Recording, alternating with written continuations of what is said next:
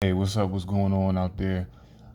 It's a video I'm going to check out with Cam and this doctor. I don't know if she's a doctor of, but I commented on an earlier video about broken homes and Cam contributing to broken homes. They were having a dialogue about that, which I thought was interesting. And he has some other clips on here where he's talking with her about various topics. This topic is going to be about men, I guess, falling or being in love. So I'm going to give my little one too, and let's see what they're talking about.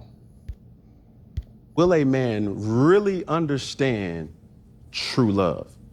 Because when you identify those things, it was how can I benefit from the situation? He has high status, I have high status. Right. I'm have a business, it matches that. So to my point, when I'm saying I can make a woman in regards to that, I see way too many times a high value man takes a low functioning woman or a low value woman and increase her status overnight. Now, it's still a process. It's still a Now I get what Cam's point is. Like, you're not going to see that in reverse what he just said. You're not going to see a lot of that. You're not going to see a quote unquote high value woman with a low functioning man. It's usually the other way around. And it's that way. I'm not trying to say sound harsh when I say it, because it's easier for a man to build up a woman than the other way around, if you're catching my drift.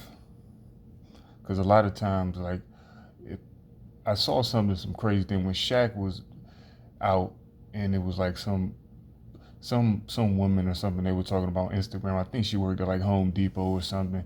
He went and hollered at her. But if that was a woman on Shaq's end, that wouldn't have happened. She would have never hollered at him. She would have never looked twice at her. Like, if you go in a club, you normally notice if it's a dude in there, regardless of how he looks, women are going to be drawn to status. And normally dudes aren't drawn to that. So I think that's what he's trying to play on. level of submission from both sides, Right. not just a female Right. side, but also the male side. And also, there's a patience that goes into that to be like, yo. Wait, hold on. Depending on the negotiation, because some of that stuff, I'm saying, could move fast because everyone's negotiation process is different. You know For what I mean, sure. Cam? Meaning if we coming in saying, okay, Cam, this is a strategic dating thing, we both know it. We gonna have this all planned out. We just gonna hit these points. Meaning that would come into fruition a lot sooner because. Now, kind of too, I think I see where she's going at. If you meet a woman that is bringing something to the table that's quote unquote high value, that's going to help you attain your goals and really believe in you and show loyalty to you, of course you're going to take more favor with her than some low functioning female. Well, if you a dude in the right state of mind, of course, because some of these dudes be on some whole other stuff. We're clear on the plan versus if I came in without you knowing my plan. Yeah. And I'm like, oh, Cam, yeah, hey. It may be a little longer process. I agree. Drinking and driving is a decision Man, I that don't could change know. your whole world. I don't know what's up with Cam and these drinking and driving things. Maybe a dude on probation or something. I don't know. But I'm gonna try to skip ahead.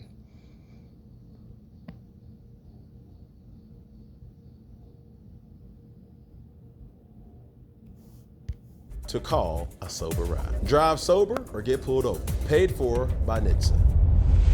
But you keep saying the man thing, which I love, that will a man ever really experience true love? Right. My answer to that two-part answer, one, I'm not a man. Right. And I believe that a woman should stay in her place when it comes to answering men's question from a place of being the source and instead say my opinion. Just like I think a man also should stay in his place when answering questions about us, because y'all not us, you don't know. But you can say in my opinion, in my experience, or what I think. So I would hope that. I agree with her on that. Like, it's hard to give for somebody to give a woman's opinion if you're not really a woman, or vice versa. You know, I mean, excuse me, no, like an experience, but I'll give her that. Men could experience real love. However, I believe that it would take more than a high functionality. It would take more than high valueness. it would take more than being able to come in and, make a woman or make a man, whoever we want them to be. Being in love and feeling and experiencing that fully is more about how open and vulnerable we have already allowed ourselves to be with ourselves. Right? So meaning I receive love from you at the level of receptivity I already am when I come and meeting you. Whether it's friendship, business, romantic, you can't love me deeper than I love myself. Let me word that better. You can feel the love deeper for me than I love myself.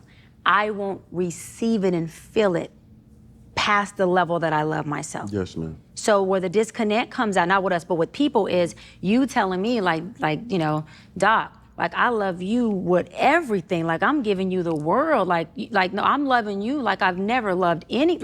And if I'm unlovable and I haven't worked through my stuff, and I don't have the awareness to say, but baby, it ain't your love that is the issue. It's my ability to receive it and be topped off. Now, if I said that to you as my partner, which is that emotional intelligence just means I understand myself and I'm able to articulate who I am, in most cases, that would...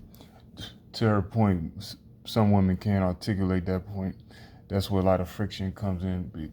Because really that's in a woman's nature. Sometimes they get really emotional and, get in their feelings about certain things. So that's understandable, but she's bringing up a good point. Make you love me more and have a better understanding and try to help me, I would think, figure out how to get those barriers, right? Unlock some things. Barriers so that you can I could receive your love. Right. And then in return, Well, I'm gonna disagree with her on that part, unlocking barriers. Like, she was right on one part. Like, you gotta work on yourself, get yourself together before you jump out there talking to anybody or whatever you have going on. But the man's job is not to play psychologist and figure out your problems, because that's just gonna cause friction in a relationship. You have to be coming with as much of a clean slate as possible.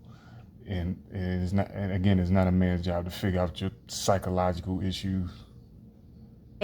able to reciprocate it at a deeper level for you, because this is the thing, if you're already loving me deeper than I can feel, that means that your love tank is already deeper. That means you're a gallon and I'm a pint.